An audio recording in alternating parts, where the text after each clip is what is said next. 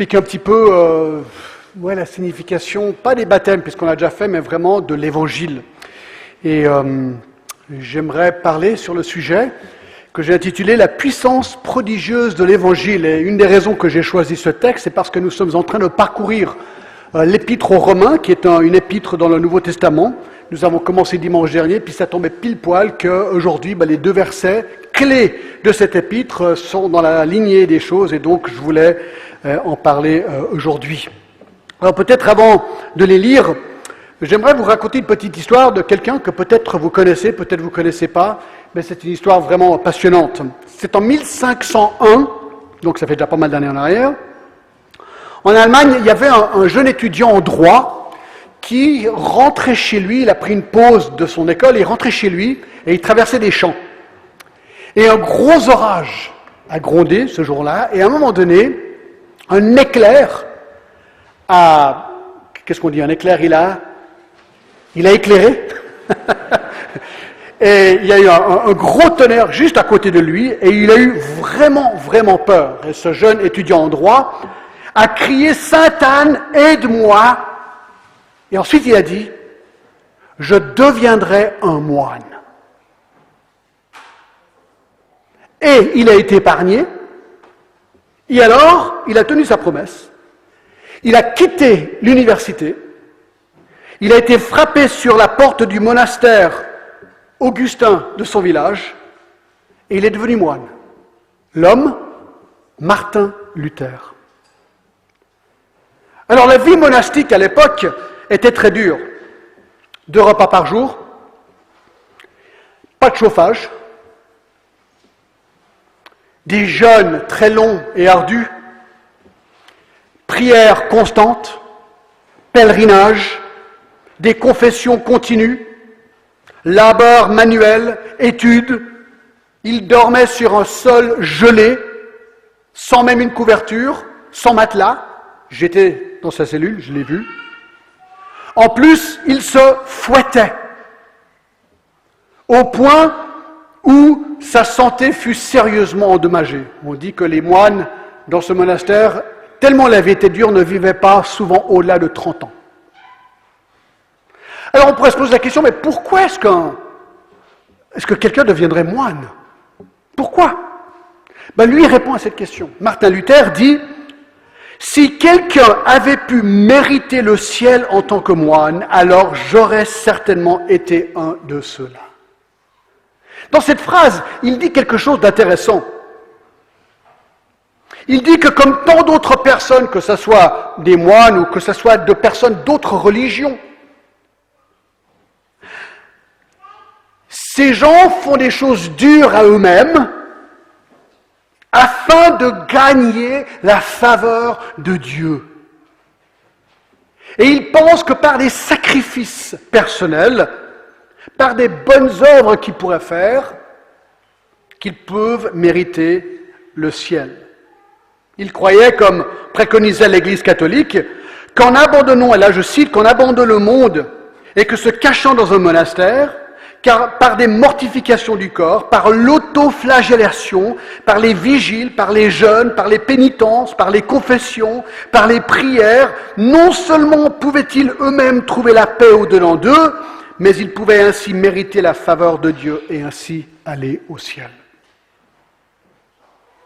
Alors en 1508, il a été promu professeur dans une ville appelée Wittenberg. Et une des choses qu'on lui a demandé de faire en tant que prof, c'est d'enseigner la Bible. Et alors, un des textes, un des livres qu'on lui a demandé d'enseigner, c'est le livre des Romains. Alors il a commencé à enseigner Romains, et un jour il est tombé sur 2 versets qui l'ont bouleversé. Et ça tombe vraiment bien parce que ce sont les mêmes 2 versets que nous allons aborder aujourd'hui. On va les regarder, regardez. Voici les 2 versets.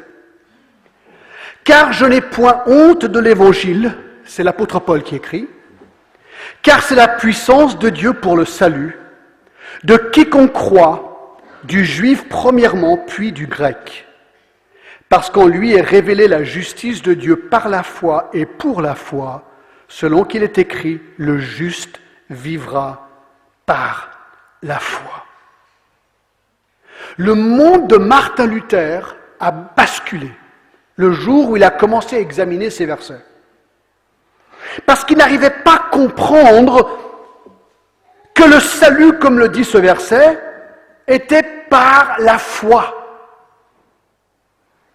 Lui, il avait passé toute sa vie à essayer de gagner le salut par les œuvres, en faisant des bonnes choses. Mais le texte disait le contraire, et il était complètement bouleversé par ce qu'il découvrait dans la Bible. Il a compris ce jour-là que cette perfection voulue qui s'appelle la justice de Dieu ne peut pas être acquis par nos bonnes œuvres, c'est pas possible, on ne peut jamais se perfectionner. Non, c'est un don gratuit de Dieu. Alors il réfléchissait à ça, et un jour il est parti à Rome, Martin Luther, pour un pèlerinage. Et il arrive à cette église qui s'appelle la Scala Santa. Et la Scala Santa à Rome, c'est une église où il y a 28 marches. Et les pèlerins montent ces marches à genoux, et ils prient à chaque marche. Vous pouvez y aller encore aujourd'hui, allez sur Google, vous pouvez voir, il y a des photos. Alors pourquoi ces marches? C'est quoi ces marches? Eh bien, ces marches, selon la tradition, ce sont les 28 marches du prétoire de Jérusalem que Jésus aurait gravi lors de son jugement par Ponce Pilate. Dans l'année 326, Hélène, la maman de Constantin, qui était le premier empereur chrétien, aurait amené ces marches à Rome, aurait construit une église dessus, et depuis, les pèlerins montent ces marches à pied.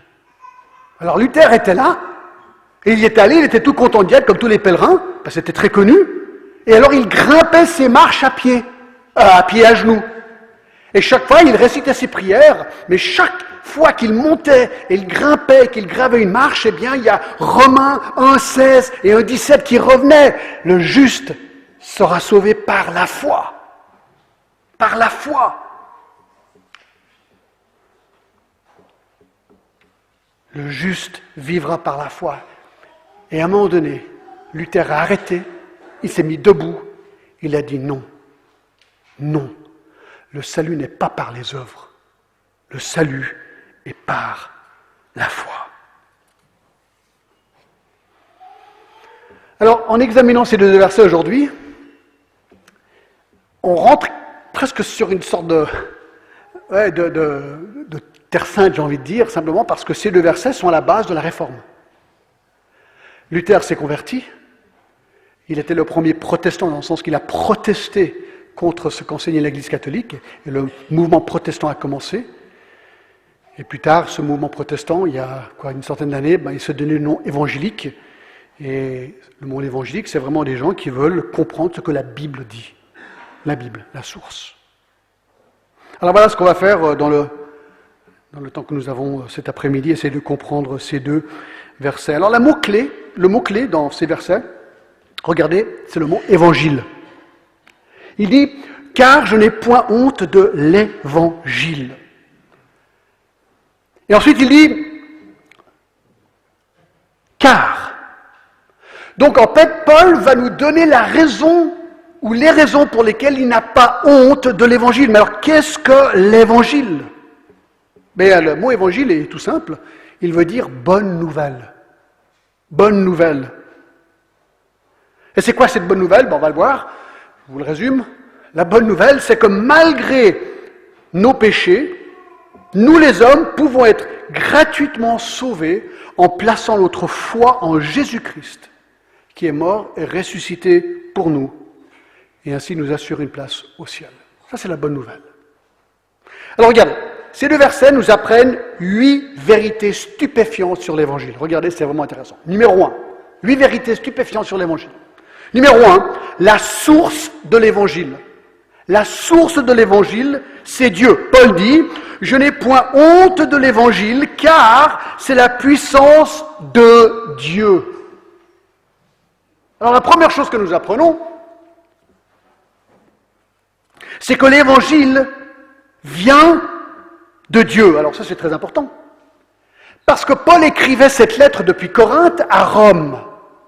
Et les empereurs romains étaient considérés divins, des dieux. Donc il y a un clash ici.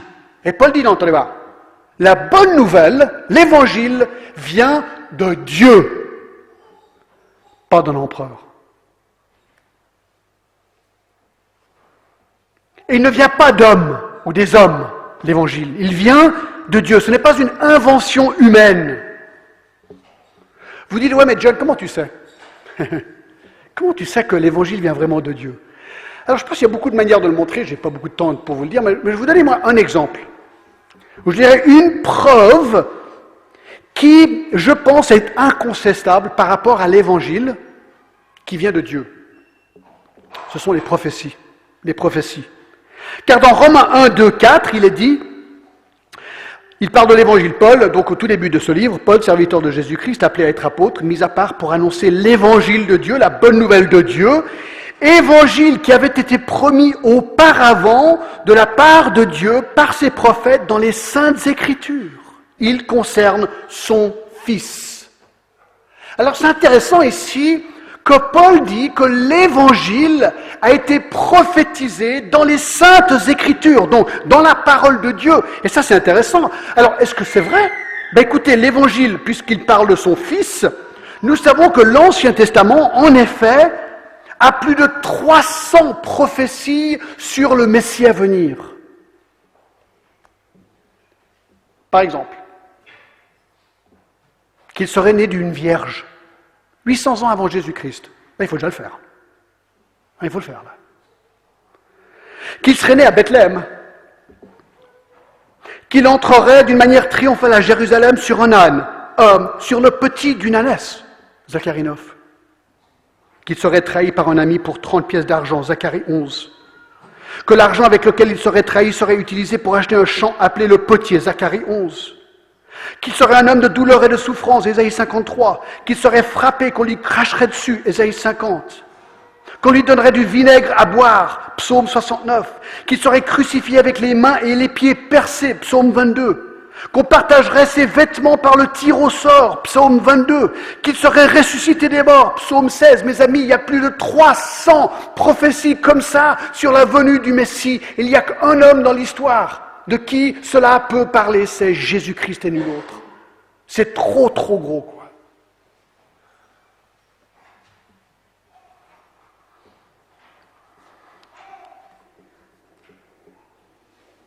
Donc, numéro 1. Numéro 1, la source de l'évangile, Dieu. Numéro 2, le sujet de l'évangile, Jésus-Christ. C'est ce qu'on vient de voir. Hein. On vient de voir ça au verset 2. Je relis le verset 1. Paul, serviteur de Jésus-Christ, appelé à être apôtre, mis à part pour annoncer l'évangile de Dieu, évangile qui avait été promis auparavant de la part de Dieu par ses prophètes dans les Saintes Écritures. Il concerne son Fils. Donc le sujet de l'évangile est personnifié, cette bonne nouvelle, dans une personne. Et cette personne, c'est son Fils. Le Fils de Dieu, Jésus-Christ. Alors, on apprend deux choses intéressantes dans les versets 3 à 4. Premièrement, qu'il est humain. Il dit, il concerne son Fils, né de la postérité de David, selon la chair. Donc il est né, c'est un homme, déclaré Fils de Dieu avec puissance, selon l'esprit de sainteté, par sa résurrection d'entre les morts. Voyez-vous, la résurrection de Jésus-Christ prouve qu'il n'était pas qu'homme, mais qu'il était en fait Dieu incarné. Écoutez, si quelqu'un meurt, et juste avant de mourir, il dit, écoute, dans 3 jours, je vais ressusciter. Donc tu le vois mort, tu le vois décomposé, et 3 jours plus tard, il ressuscite. Tu conclus quoi? Les humains ne ressuscitent pas corporellement. Mais Jésus-Christ est ressuscité corporellement.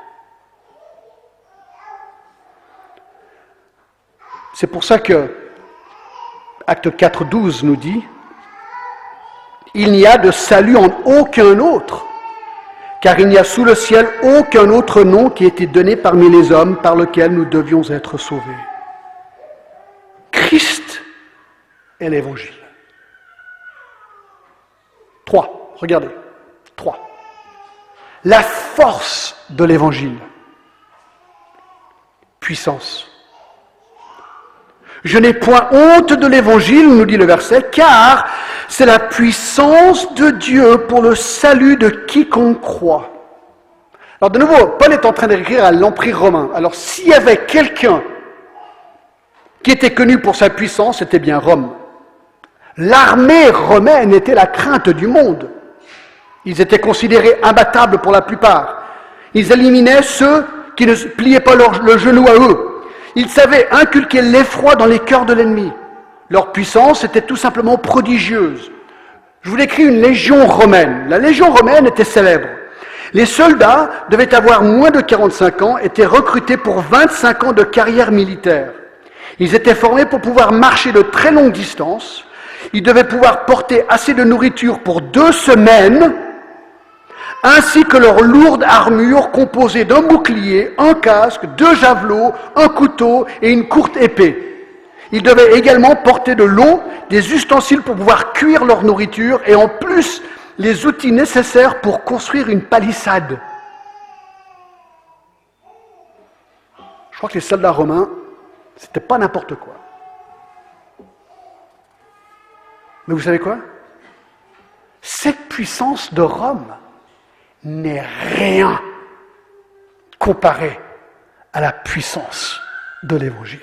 C'est ça que Paul est en train de dire. Je n'ai point honte de l'Évangile car c'est la puissance de Dieu. Et le mot puissance, vous le connaissez. J'aime bien ces petits mots grecs qu'on connaît. Vous savez ce que c'est? Tenez-vous bien.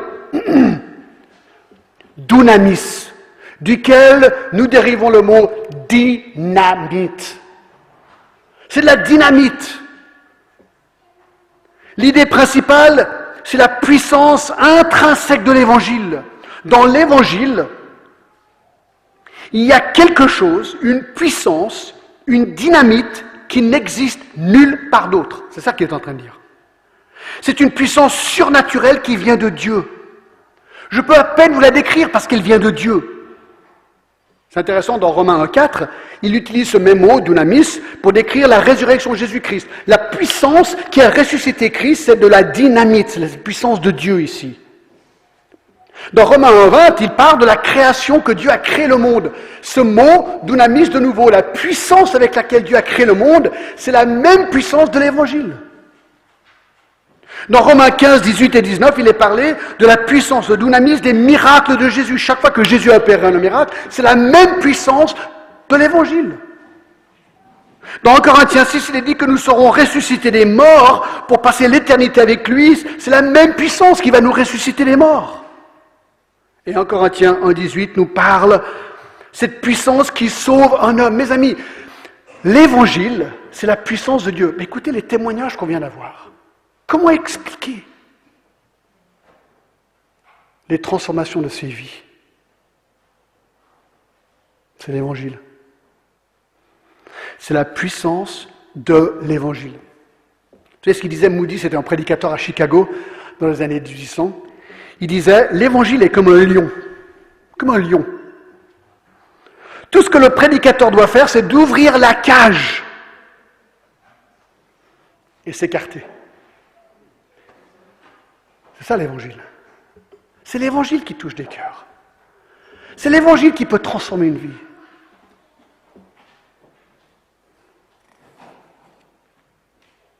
Quatre. Le but de l'Évangile. Quel est le but de l'Évangile? Alors regardez ce qu'il dit, je n'ai point honte de l'Évangile, car c'est la puissance de Dieu pour le salut. C'est le salut. Alors ce mot peut être utilisé pour parler d'un sauvetage humain, il y a quelqu'un qui coule, vous plongez, vous le sauvez. C'est un salut, vous le sauvez. Mais ici il est utilisé pour parler d'un sauvetage spirituel, effectué par l'Évangile. Alors c'est quoi le problème? De quoi est-ce qu'on est sauvé? Parce que c'est ce qu'il dit, n'est-ce pas?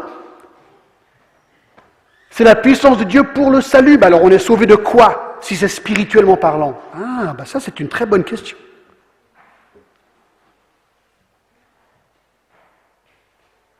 Le verset 18 dit ceci, écoutez. Romains 1, 18. la colère de Dieu se révèle du ciel contre toute impiété et toute injustice des hommes qui retiennent injustement la vérité captive. Ce qu'on apprend, mes amis, c'est que l'homme est injuste. C'est que l'homme, vis-à-vis de Dieu et sa sainteté, il est imparfait. C'est ce que la Bible parle et décrit comme étant le péché.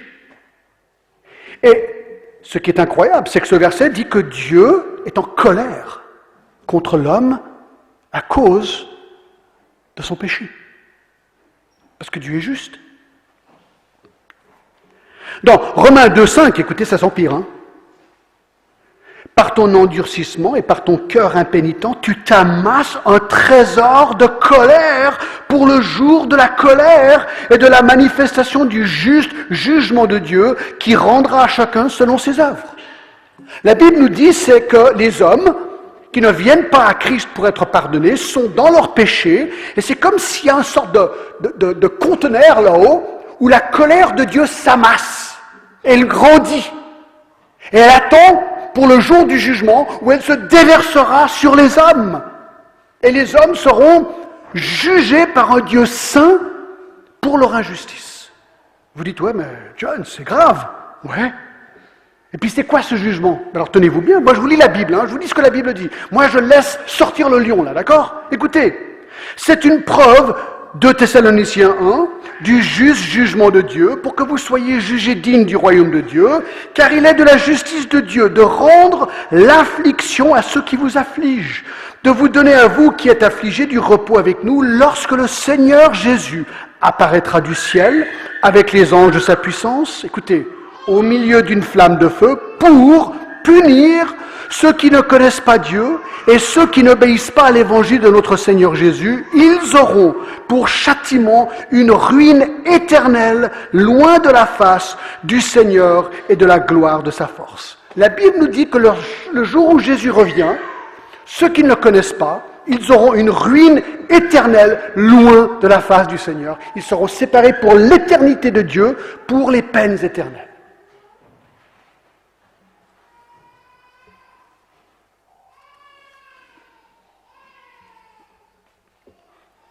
Vous dites, mais Tawar, tu crois vraiment à ça?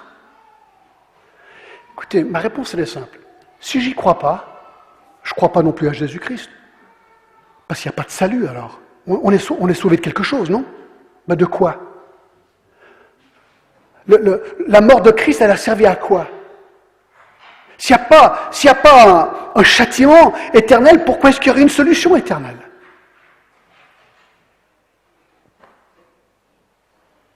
Il est venu pourquoi alors? Et si je peux me sauver par mes bonnes œuvres, Christ il est venu pourquoi? J'ai besoin de Christ pourquoi? Si moi, par mes bonnes œuvres, je peux me sauver.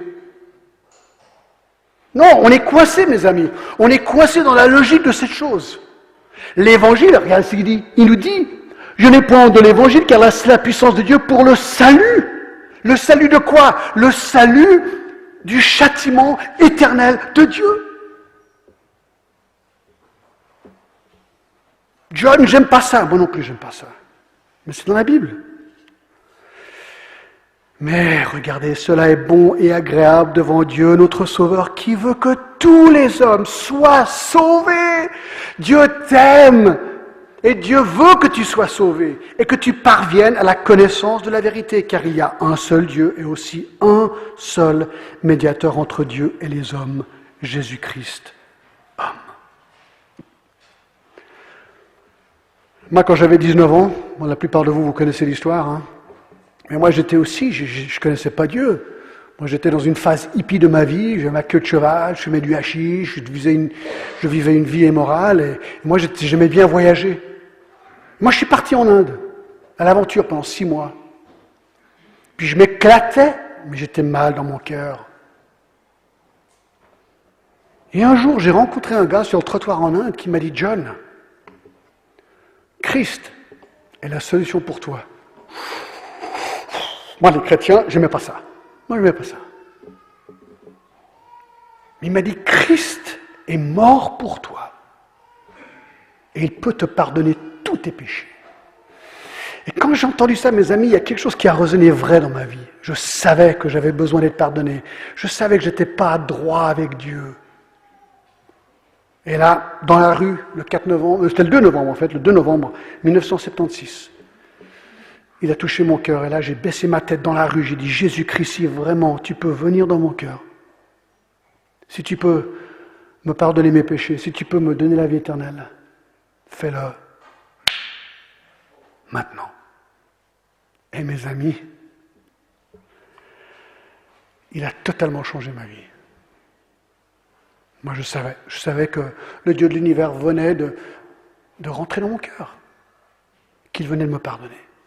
Je n'aurais pas voulu le prouver, mais le lion m'avait atteint. Et je savais que j'étais sauvé des peines éternelles. 5.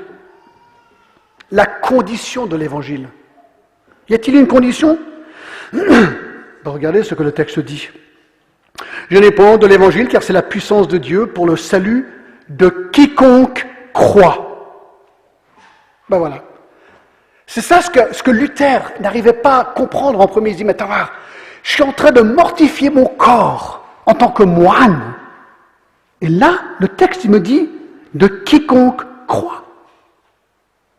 Alors c'est quoi ? C'est la mortification du corps qui me sauve ou est-ce que c'est la foi ? Alors c'est intéressant parce que le mot croire apparaît 4 fois dans ces versets. Quiconque croit, le juif premièrement puis le grec, parce qu'en lui est révélée la justice de Dieu par la foi et pour la foi, selon ce qu'il est écrit, le juste vivra par la foi. 4 fois. Alors c'est qui dit, mais c'est quand même assez clair là, non ?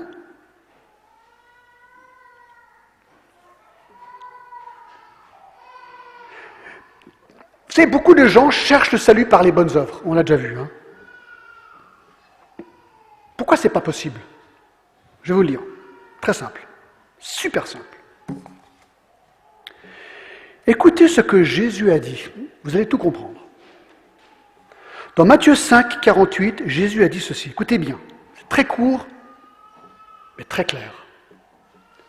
Soyez donc parfaits, comme votre Père céleste est parfait. Alors je te pose une question. C'est le critère. Tu veux te sauver toi-même par tes bonnes œuvres ? Ok. Qu'est-ce qu'il faut faire ? Vis une vie parfaite. Tu dis, ouais, mais John, c'est trop tard. C'est foutu. C'est ce que la Bible dit. Mais comment ? J'ai pas une deuxième chance ? Écoutez Jacques 2,10. Car quiconque observe toute la loi, mais pêche contre un seul commandement, devient coupable de tous. Par rapport à Dieu et sa perfection, un péché te condamne. Alors moi je réponds, pourquoi essayer de te perfectionner ? Ça sert à rien vis-à-vis de Dieu. Tu peux te fouetter comme Luther a fait. Ça sert à rien. Parce que tu es né dans le péché.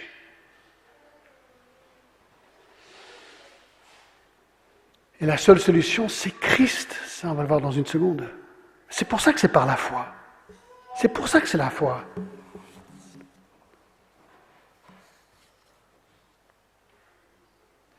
Je ne sais pas si vous réalisez que vous êtes en train de manifester votre foi maintenant de manière exemplaire, chacun de vous.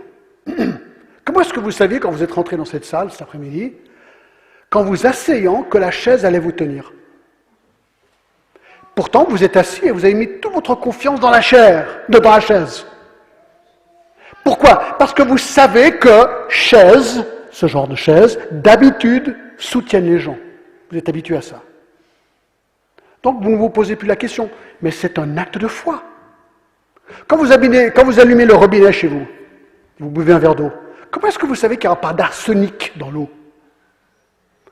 Parce que vous avez confiance dans les services d'eau là où vous habitez.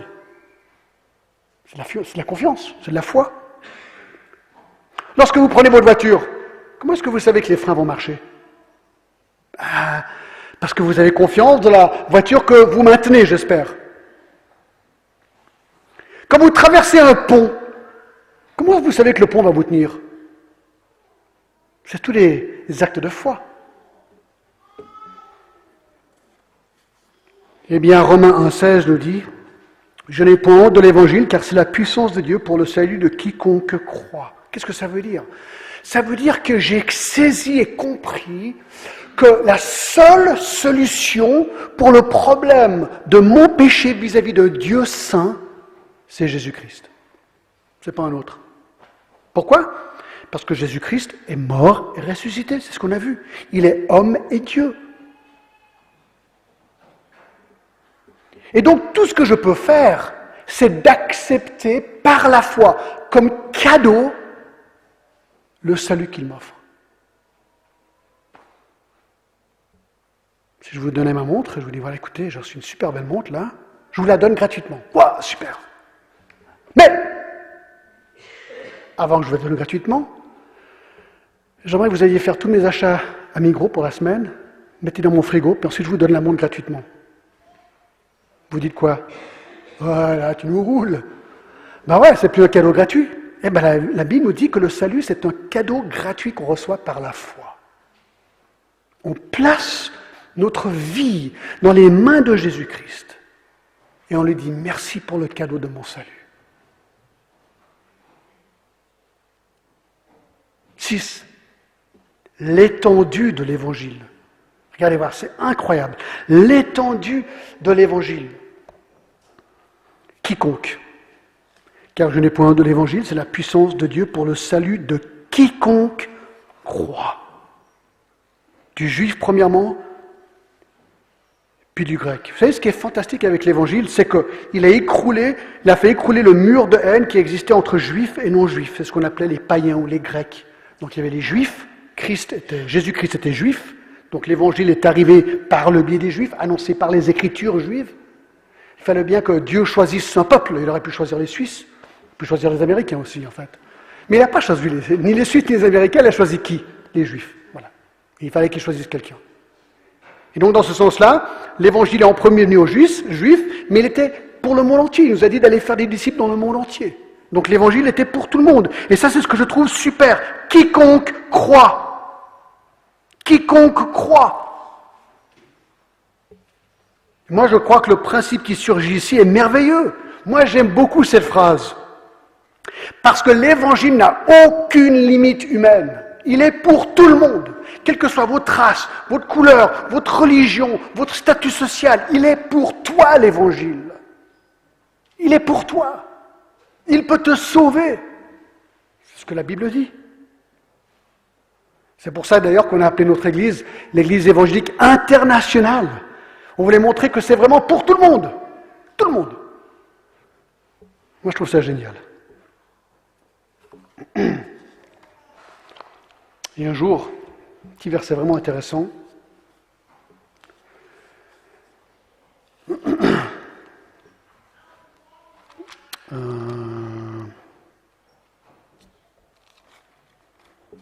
Dans Apocalypse, écoutez ça, 5. Le ciel un jour, regardez, quand il eut pris le livre, les 4 êtres vivants et les 24 vieillards se prosternèrent devant l'agneau, tenant chacun une harpe et des coupes d'or remplies de parfums, qui sont les prières des saints. Et ils chantaient un cantique nouveau en disant, « Tu es digne de prendre le livre et d'en ouvrir les sceaux, car tu as été immolé et tu as racheté par Dieu, par ton sang, des hommes de toute tribu, de toute langue, de tout peuple et de toute nation. » Ouais. L'évangile est pour tout le monde. 7. Le résultat de l'évangile. Le résultat de l'évangile. Il dit parce que en lui, l'évangile est révélé la justice de Dieu par la foi. Alors ça c'est très simple. Lorsque la Bible parle de justice, Elle décrit la droiture, la justice de Dieu. Quand quelqu'un est juste, on dit il est droit. Personne juste, elle est conforme. Quand on parle de la justice de Dieu, on parle de la sainteté de Dieu. Dieu, il est parfaitement juste, parfaitement droit, parfaitement saint. Psaume 92,16 dit que l'Éternel est juste, il n'y a point en lui d'iniquité, il n'y a pas de péché en Dieu. D'accord ? En contraste, on l'a vu au verset 18, l'homme est injuste. Lui, il est pécheur. Donc c'est ça le problème. Dieu est juste, nous on est pécheurs. Alors c'est ça le verset 17 qui est incroyable. Parce qu'en lui est révélée la justice de Dieu par la foi et pour la foi. Selon qu'il est écrit, le juste vivra par la foi. Ce que ça veut dire, c'est tout simple.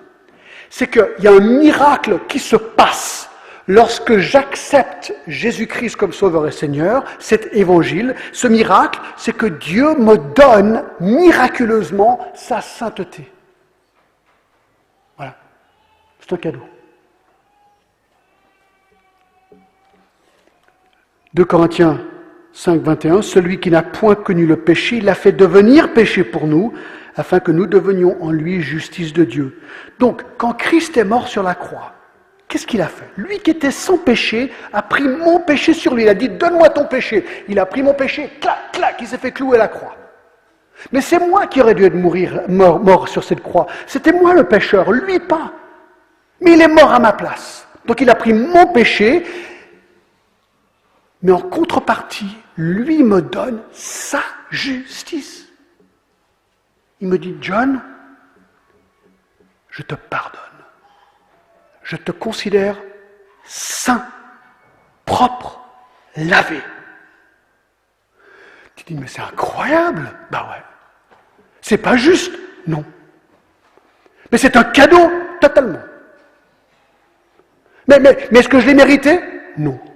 Je ne méritais qu'une chose, séparation éternelle avec lui. Lui dit, John, je t'aime, mon fils est mort pour toi, je te donne gratuitement ma sainteté.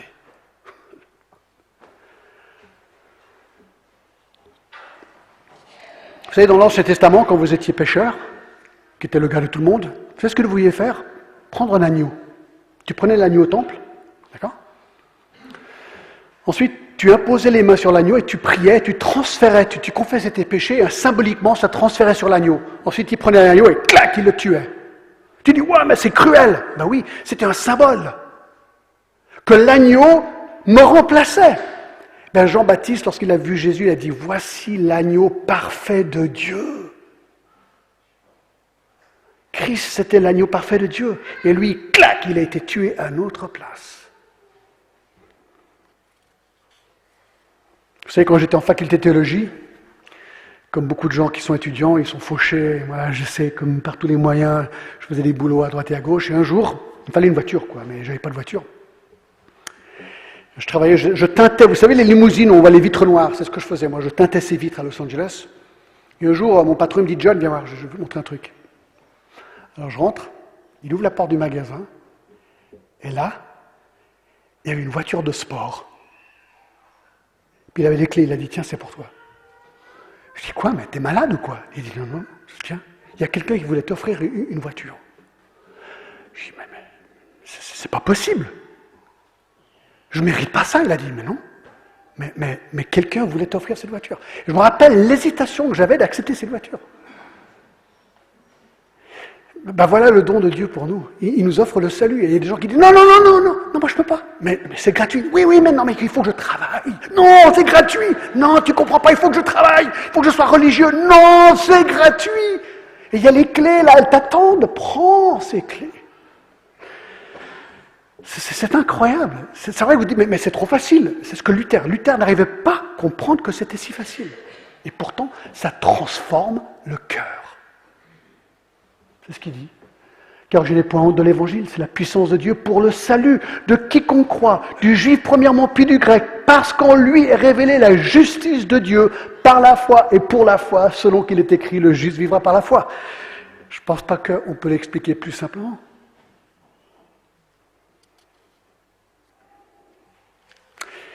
Dernier point, quel est l'effet de l'évangile ? Ben, pour toi qui es chrétien, super encourageant, regardez le début du verset. Car je n'ai point honte. Écoutez, voici la logique de Paul. Si l'évangile peut vraiment faire ça, si c'est vraiment vrai, d'accord?